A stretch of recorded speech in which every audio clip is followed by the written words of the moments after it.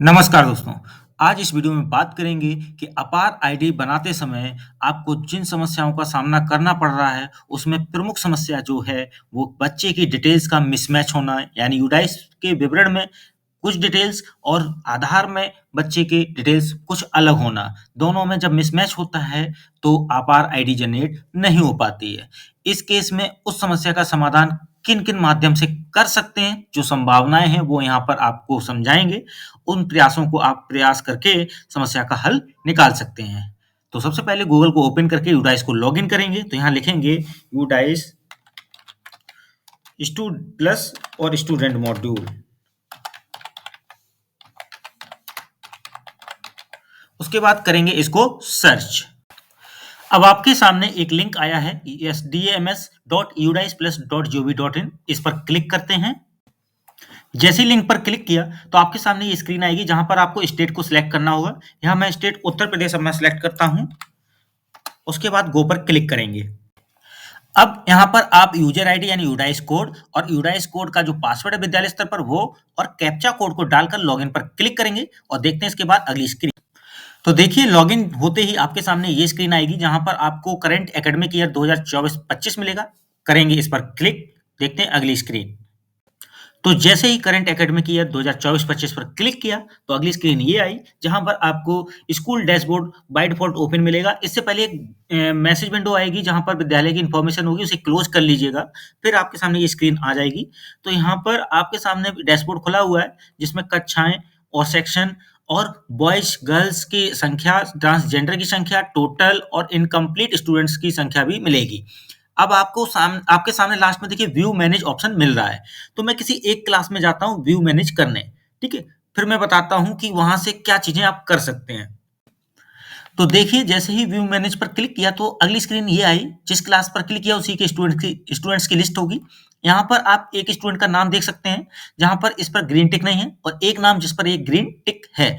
इस ग्रीन टिक का मतलब है कि स्टूडेंट आधार वेरीफाइड है और जिस पर ग्रीन टिक नहीं है यानी उसका आधार वेरीफाइड नहीं है।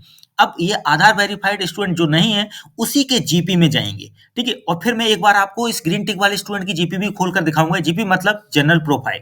तो मैं अभी किसकी जीपी खोल देता हूं, पहले ग्रीन टिक वाले की यानी जिसका वेरीफाइड है। तो करते हैं यहाँ सामने इसके जीपी पर क्लिक।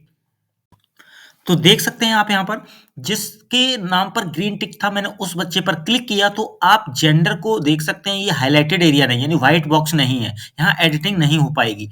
साथ में डीओबी वाला भी ऑप्शन व्हाइट बॉक्स में नहीं है, इसका भी एडिटिंग नहीं हो पाएगा। यानी जिस पर ग्रीन टिक यानी आधार वेरीफाइड है स्टूडेंट का, उसके में डीओबी और जेंडर पर व्हाइट बॉक्स नहीं होगा, एडिटिंग नहीं होगी। ऐसे ही जो नीचे do you want to change Aadhaar details, ये भी अब नहीं हो पाएगा। तो ये चीजें जो हैं अलाउड नहीं है यहाँ पर। लेकिन इसी के अगेंस्ट दूसरी जगह जिस बच्चे के नाम पर ग्रीन टिक नहीं था उस पर क्लिक करके दिखाते हैं। इस बार उस बच्चे पर क्लिक किया जिसके नाम पर ग्रीन टिक नहीं था। तो आप यहाँ जेंडर वाले बॉक्स में देखिए व्हाइट बॉक्स आ रहा है कलर का, व्हाइट बॉक्स जिस पर क्लिक करते ही कुछ ऑप्शंस खुलेंगे, आप चेंजेस कर पाएंगे। ऐसे डीओबी में भी व्हाइट बॉक्स है और यहाँ पर भी आप क्लिक करके इस डीओबी को बदल सकते हैं।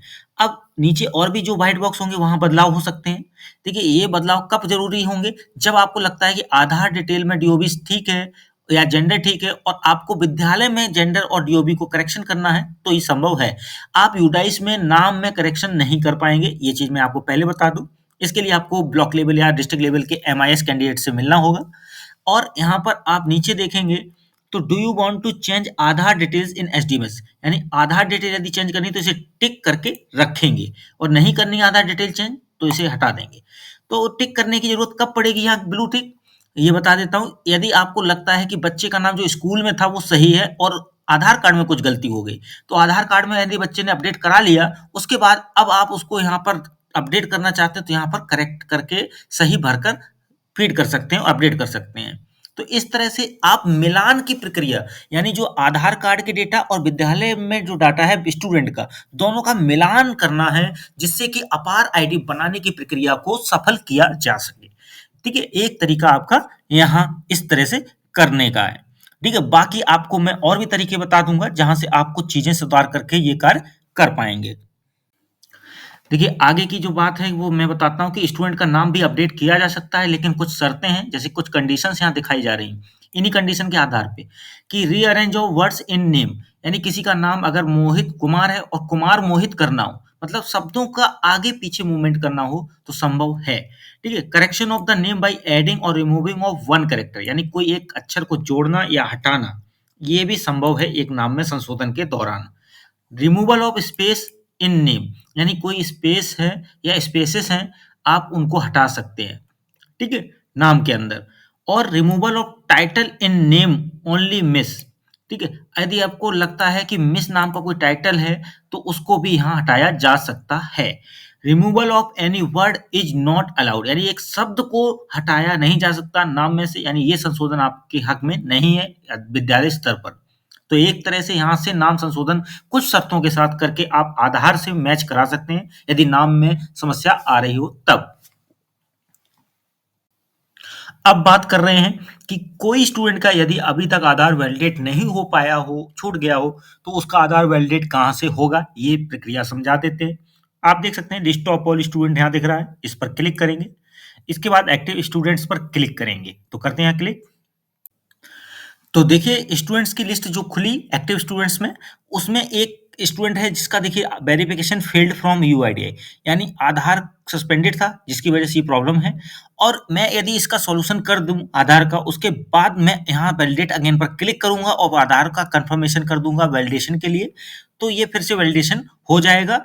यदि ये जो प्रॉब्लम है उसको सॉल्व कर लूंगा तब, यानी कोई भी प्रॉब्लम यहाँ रीजन में लिखी हो उसका सॉल्यूशन करने के बाद ही आप वैलिडेट अगेन करेंगे तभी संभव है। जैसे नाम में मिस्टेक्स है, मिसमैच है, तो नाम से जुड़ी हुई समस्या या डीओबी से जुड़ी हुई समस्या या ये आधार सस्पेंडेड प्रॉब्लम है, तो उसकी भी सॉल्यूशन करेंगे आप आधार सेंटर से। ठीक है, आप बात करके इसकी प्रॉब्लम सॉल्व करेंगे। तो इस तरह से आप जब आधार और यहाँ यूडाइस के रिकॉर्ड्स को मैचिंग कर देंगे जिससे प्रॉब्लम्स ना हो वैलिडेशन में, तो आपकी दिक्कतें यहाँ पर खत्म हो जाएंगी और आधार वैलिडेट हो आराम से हो जाएगा और फिर अपार आईडी बनाने में भी समस्याएं नहीं आएंगी। तो इस तरह से आप समस्याओं का हल निकाल सकते हैं। किसी भी तरह की और समस्याएं हों तो कमेंट बॉक्स में लिखिएगा, मैं पूरा प्रयास करूंगा कि आपकी हर एक समस्या का जवाब समय पर और सही तरीके से दे सकूं। आज की इस वीडियो को देखने के लिए बहुत बहुत धन्यवाद। वीडियो को लाइक कीजिएगा, शेयर कीजिएगा, कमेंट जरूर कीजिएगा और यदि अभी तक चैनल को सब्सक्राइब नहीं किया है तो प्लीज प्लीज चैनल को सब्सक्राइब जरूर कीजिएगा। मिलते हैं फिर से एक और बेहतरीन वीडियो के साथ। आज के लिए बस इतना ही, धन्यवाद। पूरा वीडियो देखने के लिए बहुत बहुत धन्यवाद। चैनल को सब्सक्राइब कर लीजिएगा, वीडियो को लाइक शेयर और कमेंट जरूर कीजिएगा। मिलते हैं अगले वीडियो में, धन्यवाद।